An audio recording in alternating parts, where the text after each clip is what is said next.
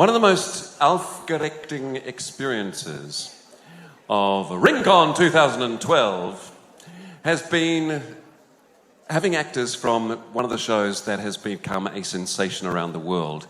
Which brings us to, of course, introducing some fine actors who are from the show for our Game of Thrones panel. So please, it is their first time here as a group, so make them hugely welcome in only a way that Rincon can. Please welcome Finn Jones, Miltos Yerelemu, Joe Dempsey, Natalia Tenner, and Ian Glenn.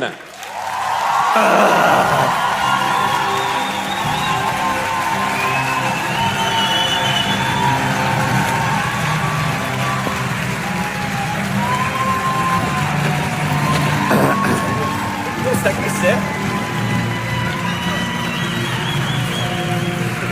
Yeah.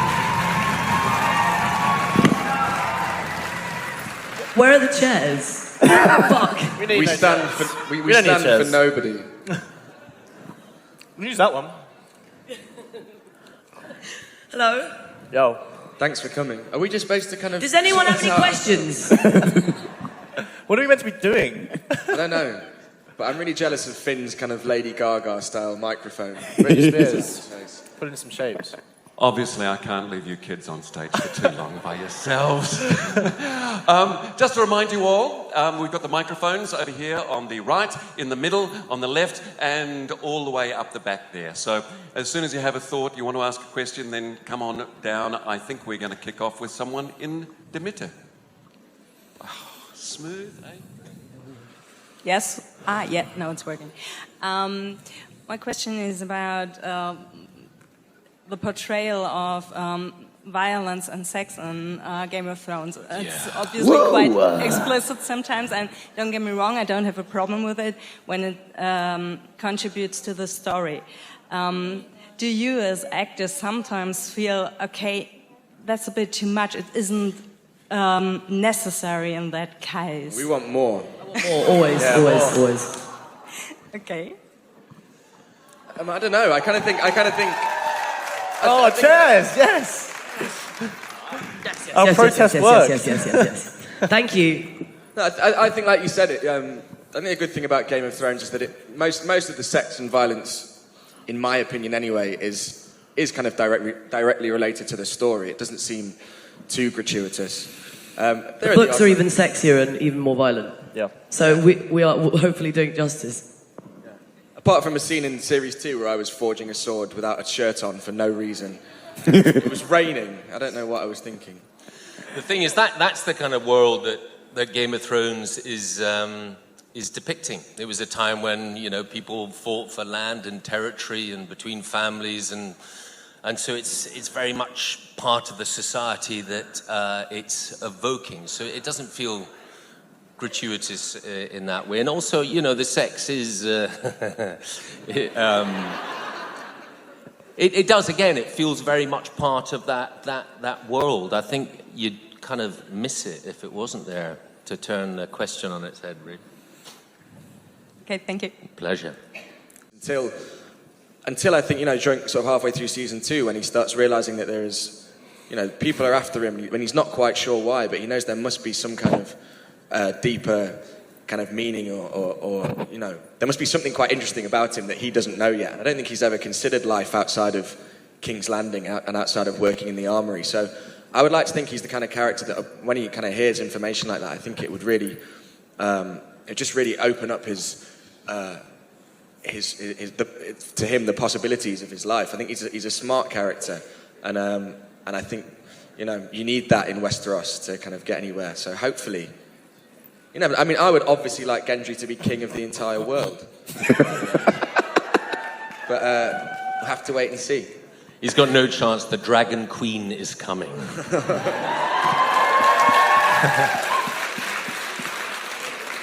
She's never going to get with you. Just give it up. You think so? Really? What were all of your favorite scenes to shoot and why? I liked beheading somebody a lot. And I think there's more fighting to come in the series that we're about to shoot. That's always great fun. The truth is that kind of the production value, and it's part of the reason it's it feels a cool series to be a part of, is that so much of the production value supports you as actors and makes you look good, and you've got to thank HBO for that. You're always in these extraordinary landscapes. They put you in fantastic costumes. They just make you look $1 million and makes the acting ever so easy, really. I've got two questions. The first one is for Mr. Glenn. Yep. I was wondering, have you and James Cosmo ever met and discussed your characters, or not yet?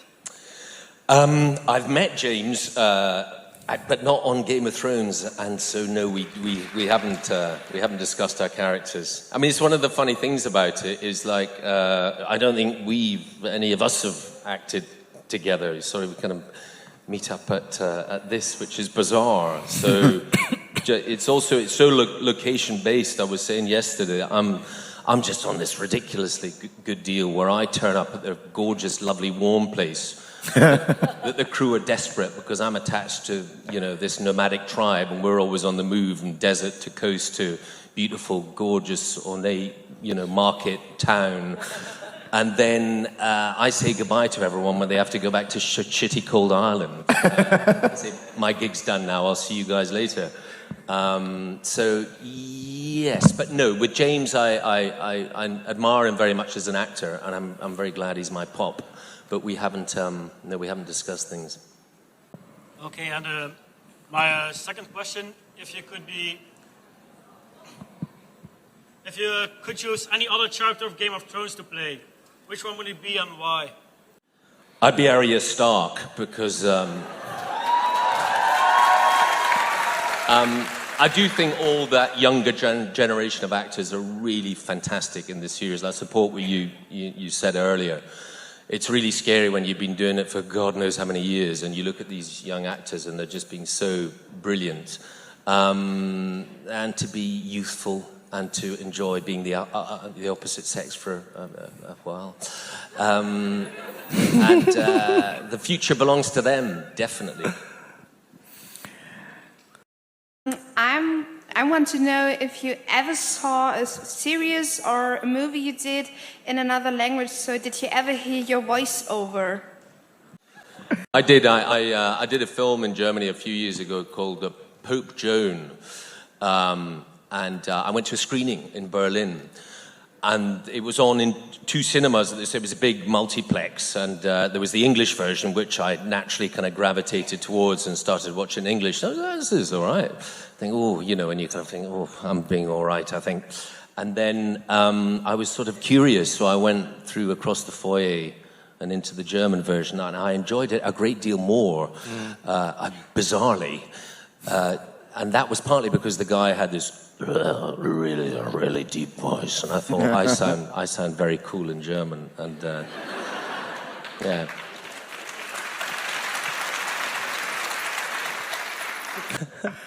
Okay, that's a question for all of you. It's a very happy question. If you could choose a death for your character, what would you choose? I'd die having a heart attack making love to the princess. Come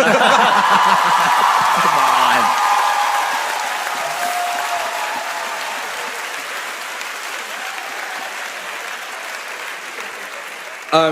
I'm with Ian. I'd go for that too.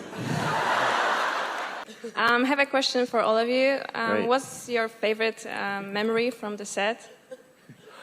I remember one time in Malta, the producers were there, and Dan I play the guitar. Like two or three people play the guitar, and we were all sort of handing it around, and Dan kind of coolly passed, having sort of penned another great line, and so I'll play, and he was just unbelievably good on the guitar. I mean, and he could play anything instantly. You'd sort of throw a song at him.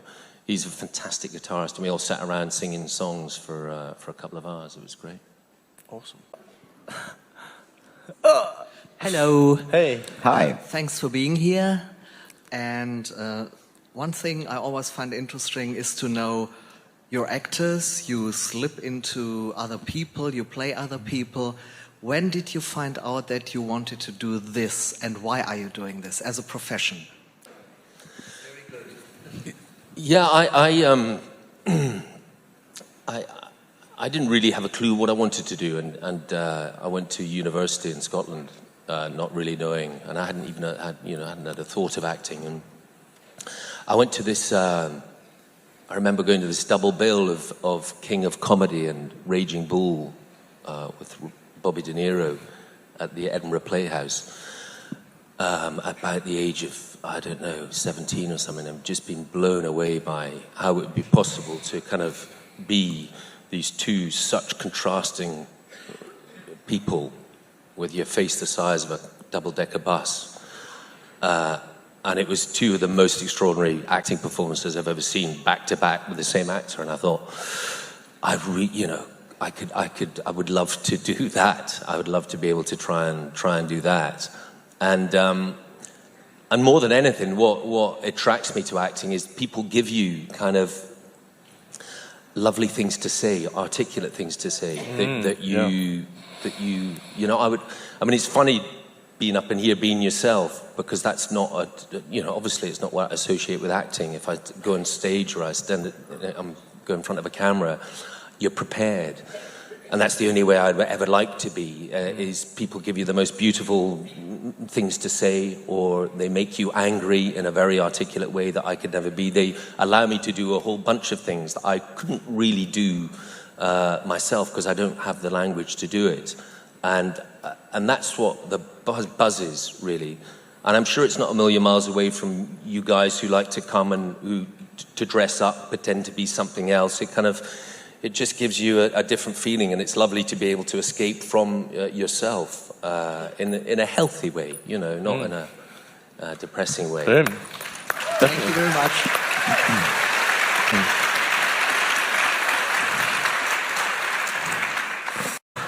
Ladies and gentlemen, please thank our wonderful cast of Game of Thrones. Finn, Miltos, Natalia, Joe and Liam.